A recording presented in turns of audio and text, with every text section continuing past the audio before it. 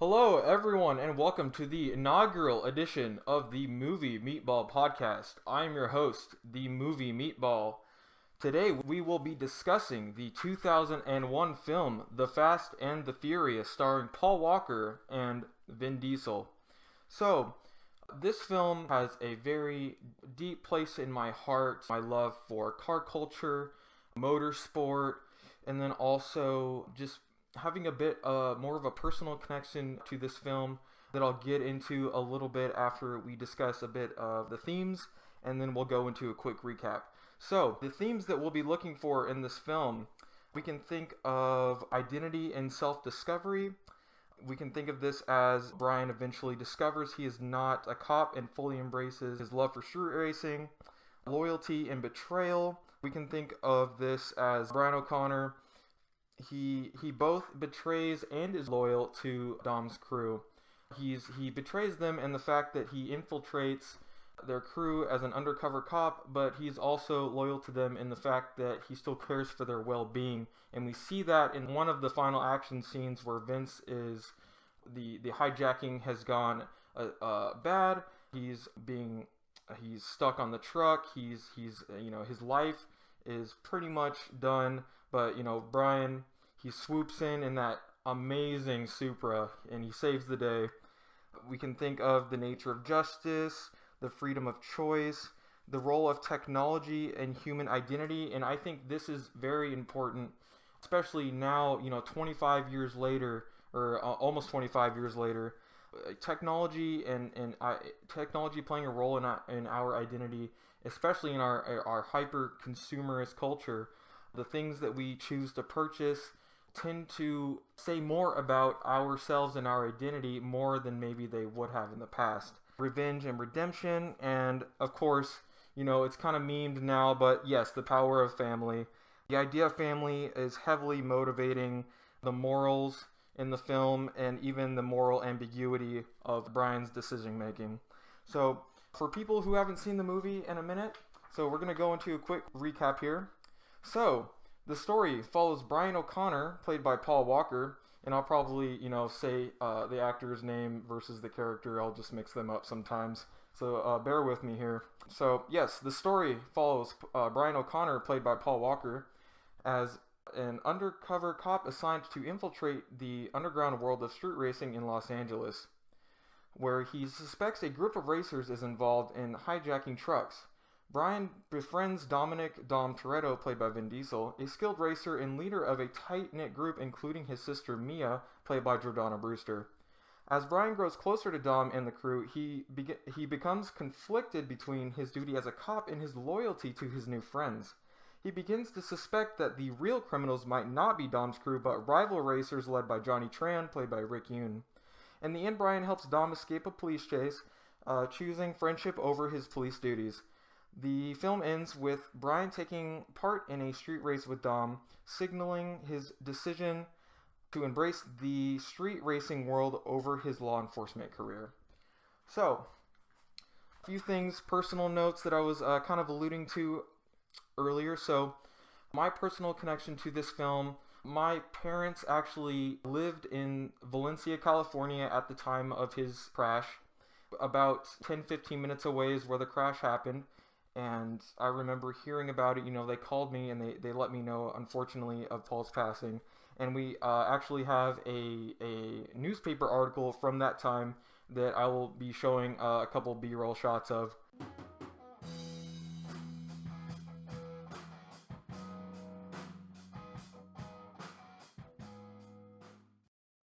Very unfortunate, hit us very hard. I lived in Valencia, California for a couple summers while I was away from school, and we actually visited Paul Walker's shop, and I saw one of his personal cars there that was actually being worked on. So a bit of a more of a personal connection there. So very unfortunate. We lost one of the great actors, because we think of Paul Walker, his love for cars, but also his genuinely great acting in this first film. I haven't seen anything past Tokyo Drift in a long time, and I don't really have too much to say about it. Alright, so I'll be going through my notes here, so kind of bear with me. We're gonna go on a bit of a ramble, so we can talk about. I have some technical notes here that we'll be getting into. Okay, so the opening song and the graphics of the film are, they draw you in, and just I'll go ahead and say that just the soundtrack of the movie is just so great, and also the fact that the film was shot on 35 millimeter cameras, so it's unfortunate that the new films, have these insanely inflated budgets, yet they feel the need to save money by shooting on digital rather than film, because shooting on digital is much cheaper, and there's more chances to just kind of run the camera over and over and over, and you don't have to focus so much on getting it right the first time. So the opening is great. We see the eclipse for the first time. That wonderful green color. It is just such a great color pop. I think it's great. All the different colors of all the different cars is a great contrast in terms of the photography of it. And that time lapse of Los Angeles is almost worth putting the Blu-ray in just to see that time lapse shot. Of course, tuna on white, no crust. I mean, it's a good sandwich. I tend to like the crust. I don't really mind it. I'm not sure what that says about Brian. Yeah, so we see the cars pull up at Toretto's, and I think it's great. The car choices are great in this, because if we think about the cars that they're actually driving, Leon's Skyline is a 1995 Skyline GTR model, and so people that are into film but not so much into cars themselves, there is something called the 25-year rule, that you're not allowed to import cars from another country into the U.S. Unless they're more than 25 years old. So this film coming out in 2001, definitely less than 25 years old for that 1995 Skyline GTR. So I think it's another layer of illegality in terms of the street racing gang that they're a part of. So not only are the races on the street illegal, the cars themselves that they are driving are also illegal. So I thought that was a good little note that I found on this last viewing. But there is an exception to the rule, though. There are show and display laws for certain historic vehicles to be shown in the U.S. In museums and stuff like that. So if you are lucky enough to work for a museum or own a museum or stuff like that, and you're able to have and operate these vehicles outside of that 25-year rule. So Letty is driving a 240 SX. It's like a 95, 96 240 SX Koki, as opposed to the Zinky. You guys could look that up and see the difference between the front ends there. The Koki is obviously the more desirable one. It's the better looking one. But there is a Japanese version. So the fan wiki does state that Letty's car is a 240 SX and not a Silvia. So that car is sold in Japan as the Nissan Silvia. So we could assume that it's also an illegally imported car and it's a Silvia. But the fan wiki does point out that it's a 240. It's a USDM Silvia. So that car may or may not be illegal, however you want to think about it. So I guess, we're already discussing their cars here. So Brian's Eclipse is I believe it's a 95 Eclipse, around there. It's a GS model, and we can tell this at the beginning of the film when we see Brian doing his 140-mile pull down, next to that stadium. We see that he peels out, and it's only a front wheel drive model, so it is a base model. Well, not the absolute base of that car is the RS. He has one step above that, it's the GS. But the Eclipse, that generation Eclipse did come all-wheel drive with a turbo engine. And it's the same engine that you find in the Mitsubishi Evolution. So the legendary 4G63, I believe it is, great engine. It was basically an Evo, a coupe Evo. So that was a great car. More about some of the technical notes on the cars here. So We see the Supra, and by the way, that is just the most beat ass, shitty ass Supra that they could have possibly found. They couldn't have found a better one in like Los Angeles. Like I don't even know what happened to that one. So it's a non-turbo. It is a 2JZ engine, but it was a non-turbo. So they would have had to build out the top end a little more to accommodate that massive turbo that they end up putting in it. You know, this film is still very deeply, even though it's 2001 film, we can still say that it's very deeply rooted in the 90s. It was very peak 90s. The music, the outfits, the wardrobe, all very cool, very, very period correct. Very, you know, the cars all being modified, very period correct. You know, and that kind of style is coming back in the car culture, and we're still seeing waves of, you know, the decals, the wings, the body kits. You know, a lot of it's kind of passe, kind of like tasteless, but it's kind of coming back and like having a new spin on it. I like to watch car meet videos and see all the different modifications and just the current kind of state of car culture, because you know I grew up in you know, we can think of the release of Need for Speed Underground, which was a 2003 game, so only a couple years after the film came out. So you know, we all grew up, you know, loving those games, watching this movie, quoting it over and over. Just a great movie, and you can really, you know, having a rewatch yesterday really lets you know about, you know, why it continued. But you know, in my opinion, nothing was good after Tokyo Drift. It was Fast 1, Fast 2, which is, you know, much higher budget, and you know, obviously much higher budget, but still I think had a lot of character, and you know, Tyrese was still like acting. You know, he was still, it was like kind of his debut, kind of like his breakout, and he's very charming in that, you know, but we're not you know, talking about Fast 2 there, although I do like it quite a bit. So more notes here. So let's go. The green and black Civics at the beginning. Dude, it has to be a reference to The Matrix, honestly, because 1999, only a couple of years before this movie came out. You know, you would think that that's like Neo's and Trinity's Honda Civics. And I thought it was really funny that street racers had access to tranquilizer darts. Like where did they get those from in LA?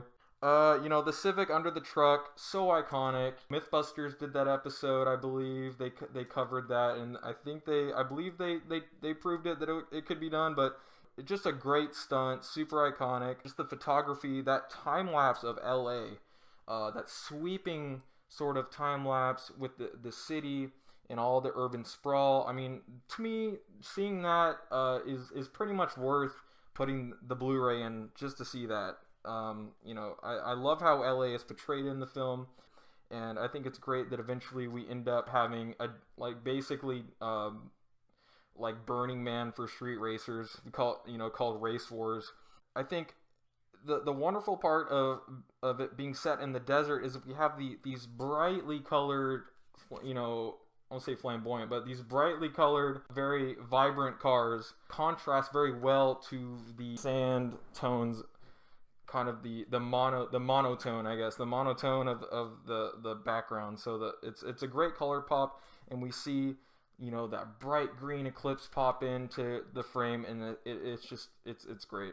Talking about the cars that pull up, you know, we were speaking on the 240SX, Letty's car, Leon's R33 Skyline GTR. I believe Vince's car is a Sentra. And then Jesse's car is the only car not to be Japanese. So I think that's a very important foreshadowing for his character, that he's the only one in a German car. So it kind of maybe foreshadows that he's kind of different, and you know, and I really like how they develop his character with scenes with him and Brian on the computer, and just kind of, you know, discussing his ADD and stuff like that. I think it's great that, you know, we see the crew show up to Toretto's. They see him there with this stupid fucking sandwich. And, and he says, I believe it's Leon says, No, Jesse says he's beautiful, and then Leon says I like his haircut. So, and I'm like, he is beautiful. Like, honestly, Paul Walker, like, gorgeous guy, gorgeous guy.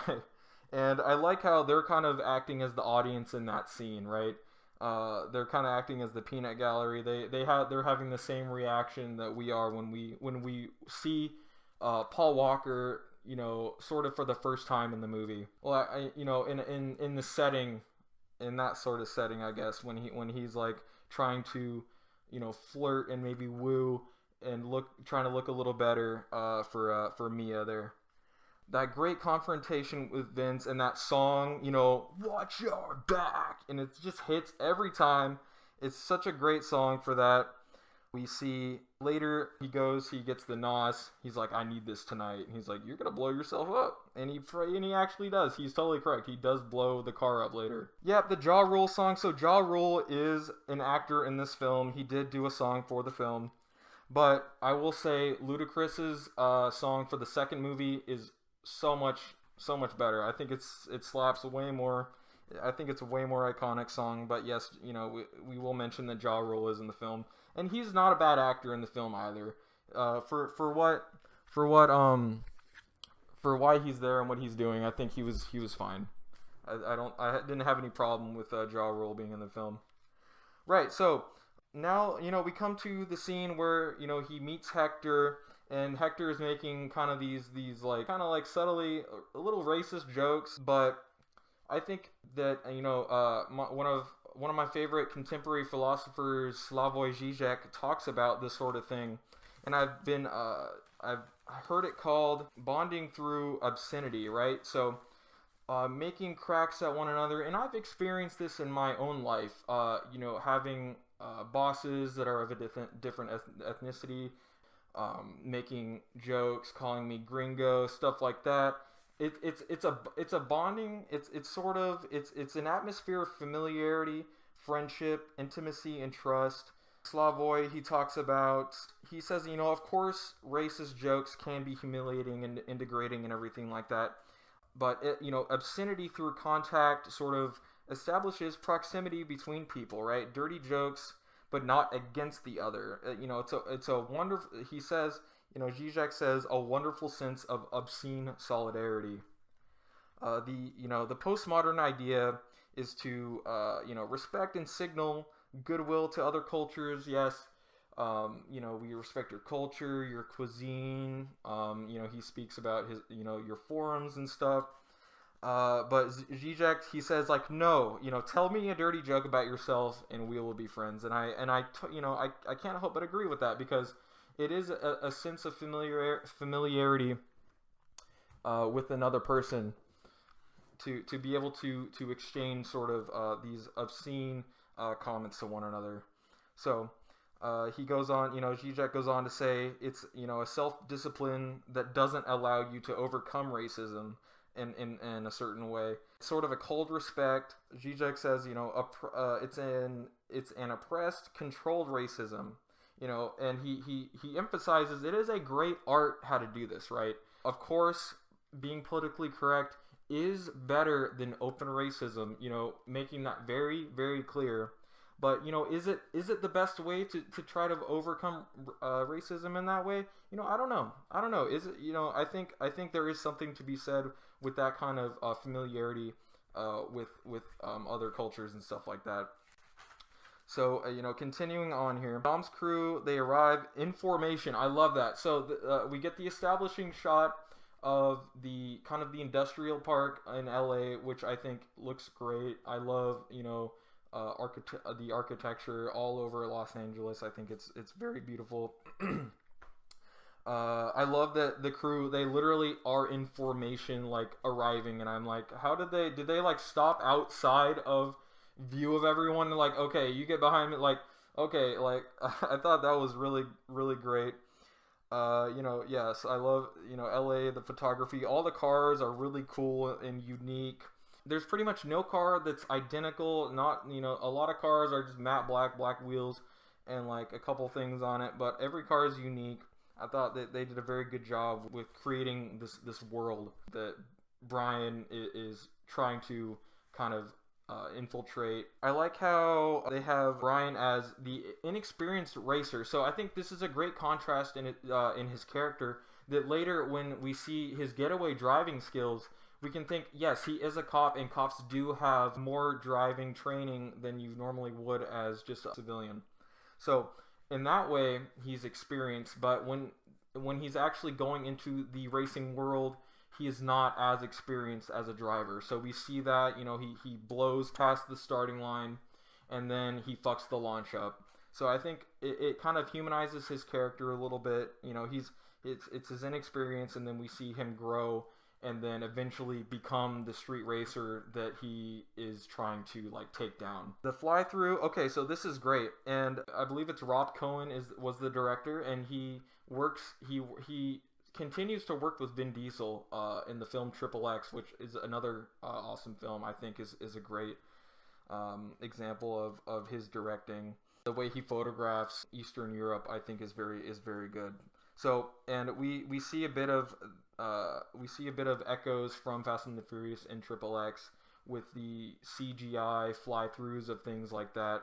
So I think it's a great detail when we see the fly-through of the transmission and the engine. As we go through the transmission and we go through the engine, we see that actually there are not pistons. There are we see rotors, right? So Dom's car is an RX-7. Is I believe, dual rotor twin turbo from the factory. Who knows if he put a single turbo in it. We never see under the hood of his car.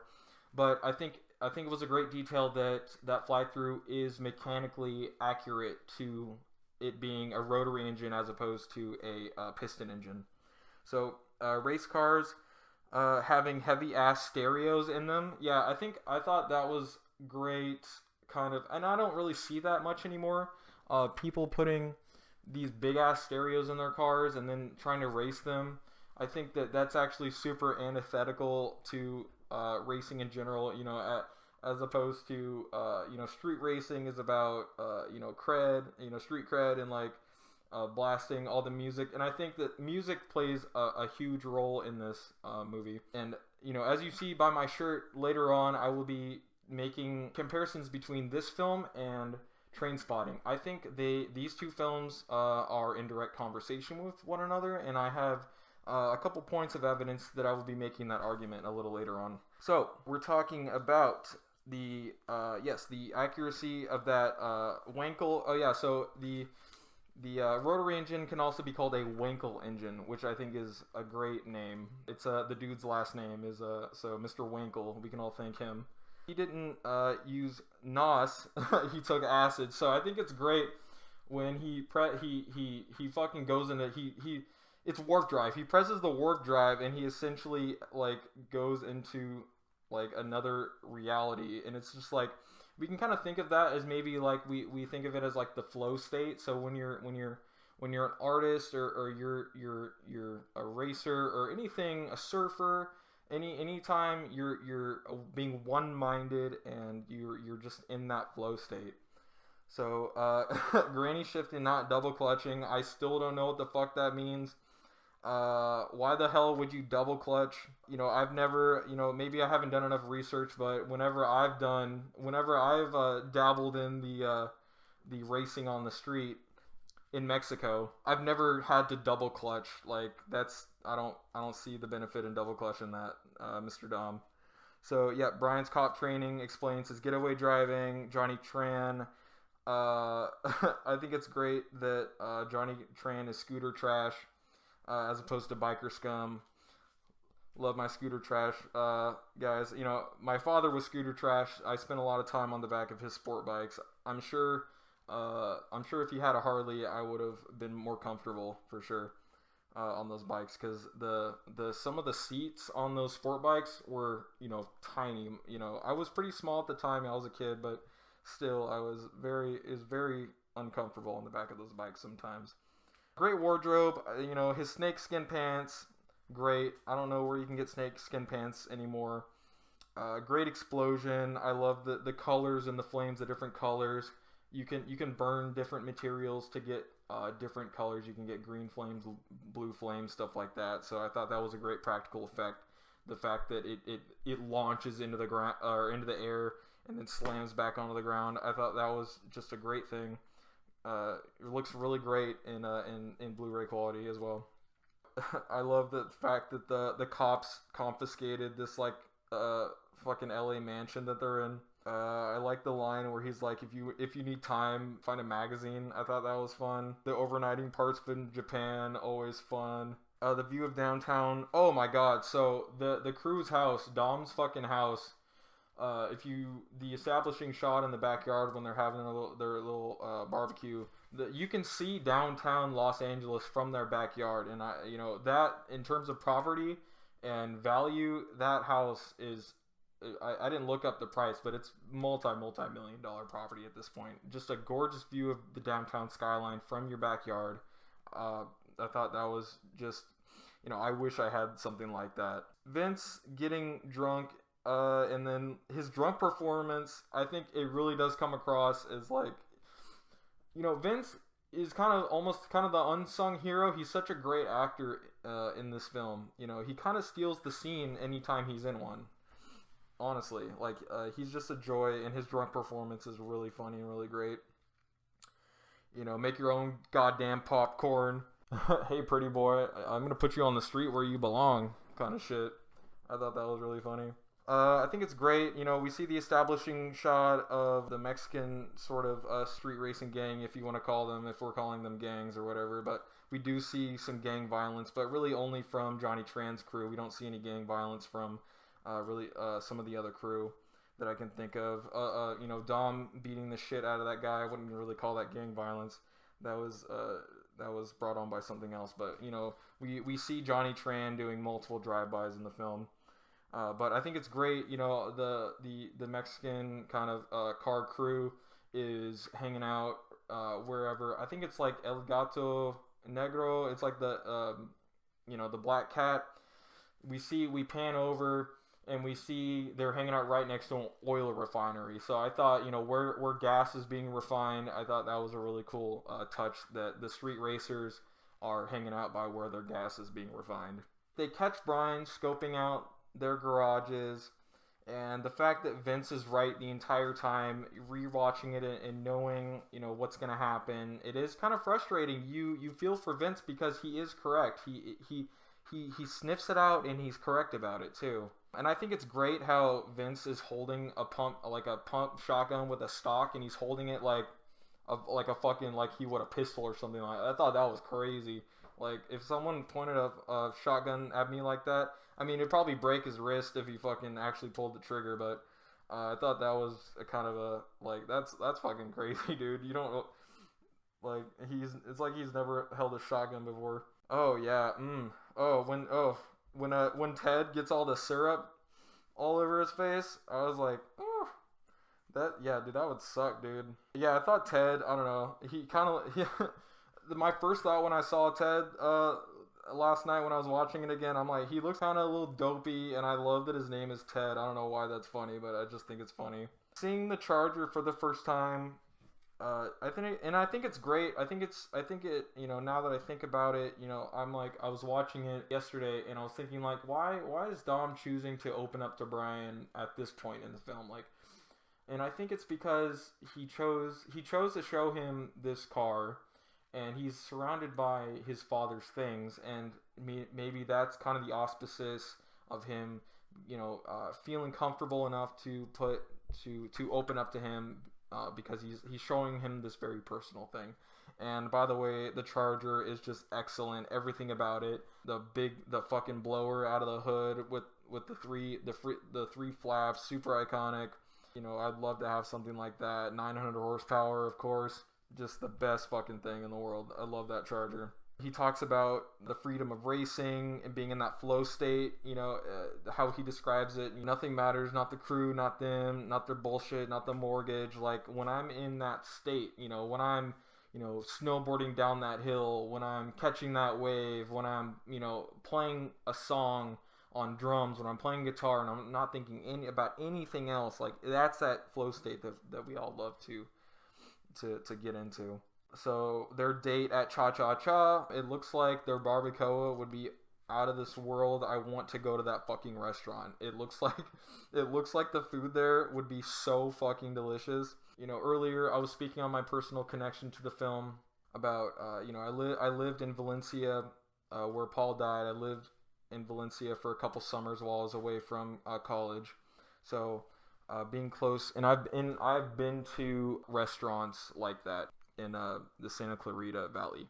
You know, I love how the film is edited. There's just the montage between the garage of Letty and Dom doing their thing, the FBI raid of Johnny Tran's family's home. The song is just a great heavy song to go with this heavy shit that's happening with the raid and everything. I think it's kind of interesting that Johnny Tran has like a rich family, and that like it doesn't seem like he needs to be doing any of this like illegal street racing shit. He's just kind of doing it for fun. Whereas maybe you can imagine some other people in the culture don't come from means like that. That's why he's able to have this insane S2000. You know, I think it's great. Anyone remembers the S2000 from hell? Maybe I'll throw a clip in.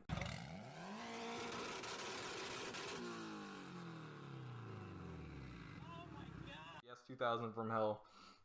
That's Johnny Tran's car. I think it's great the scene where one of the police, I think like head of police or one of the FBI guys, he's standing with Brian over the pool.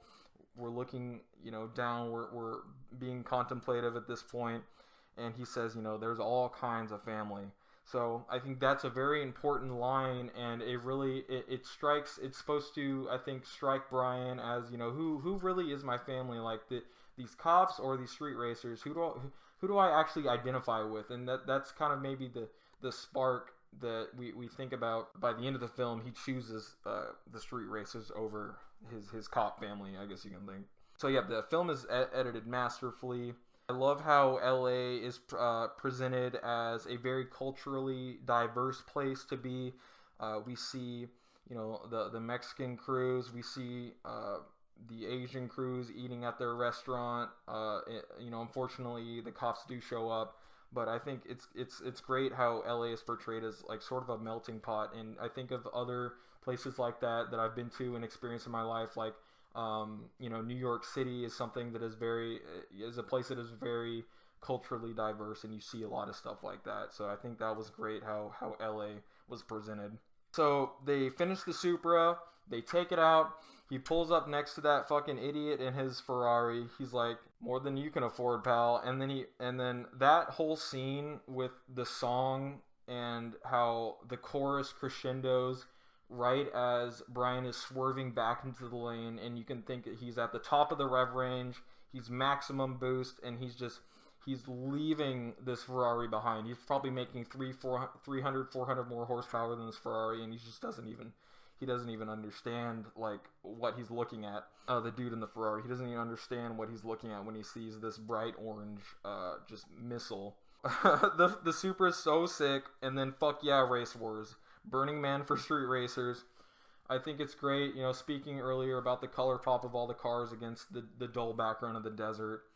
I love how Letty handles that guy. And I think, more speaking on the illusions of my comparison to Trainspotting, we see a woman character handle male attention in a very similar way, just being in total control of the situation and not giving a fuck, essentially, like not being affected by male attention and maybe even some gross misogyny in Letty's case. Johnny purposefully egging Dom on to further implicate Dom as the hothead, as the man that's not in control, because Brian has this idea that Dom is someone that he's not, and he's kind of maybe blinded by his friendship with Dom and his love interest with Mia. So I think that Johnny Tran egging him on and kind of being self-aware about it, because we do see him after he gets the shit kicked out of him. We see he looks up and he has a bit of a smirk, like, I just proved yet again that Dom is not in control of his emotions. Desert Rave, fuck yeah, awesome.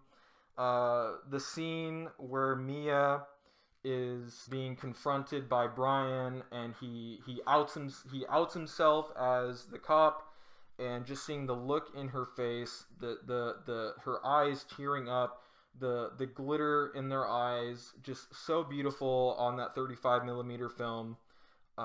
Just her performance, and you really buy that when she says like you bastard, you really buy that emotion. You really think that she's having kind of a crisis at that moment. So great action scene. Watching it again yesterday, I think very inspired by the Mad Max films, more specifically The Road Warrior. So if you're familiar with The Road Warrior, one of my favorite films, especially car chase films, stuff like that.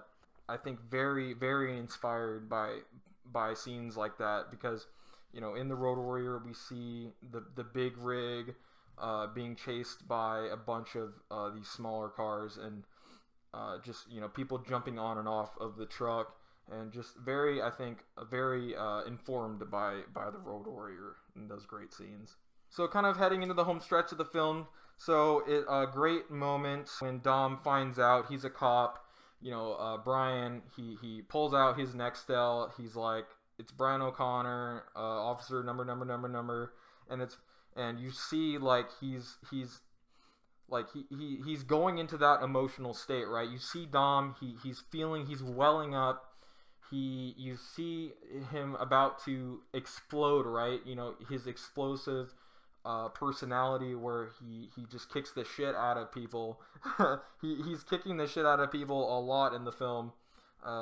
We see some of it, we don't see some of it, but you can see that, maybe like why he's not jumping on top of Brian at that point, because maybe he does have that connection with him, because he did open up to him, and he did open up and talk about his father's death and his incident with the other racer. I thought that was great acting on the part of Vin Diesel. When the life flight shows up, Vince is loaded in.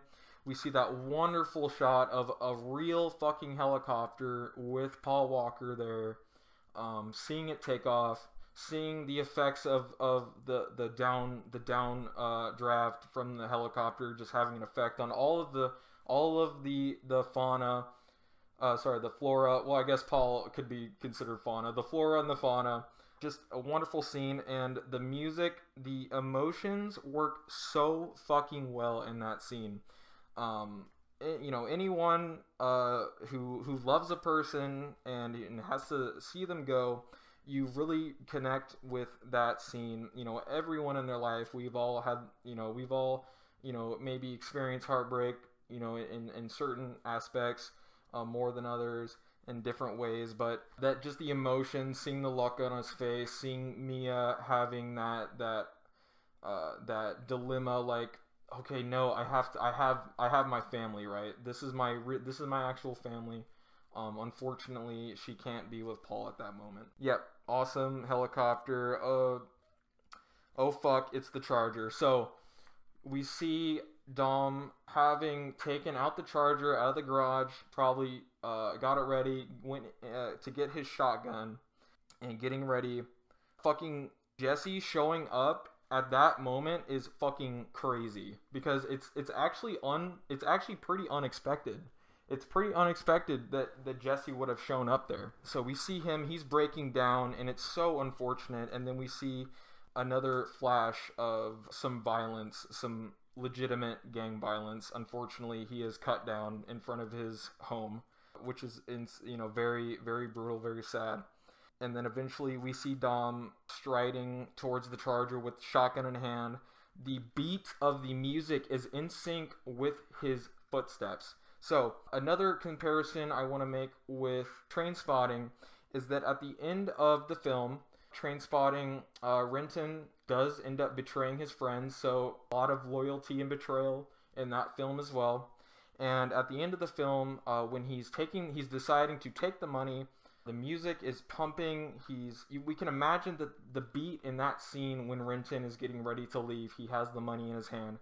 We can imagine the beat in that scene is in sync with his heartbeat, right? We can make that connection, like, So I think the way that the electronic music plays a role in Train Spotting and the underground music, it's very connected. Danny Boyle very connected to that world, and the underground music and the electronic music in Fast and the Furious, I think, are very similar in that way, that Dom's footsteps being in sync with the beat, and Renton's, we can imagine his heartbeat also being in sync with the music there. So Brian actually does kill someone by the end of the movie. He is involved in a police killing.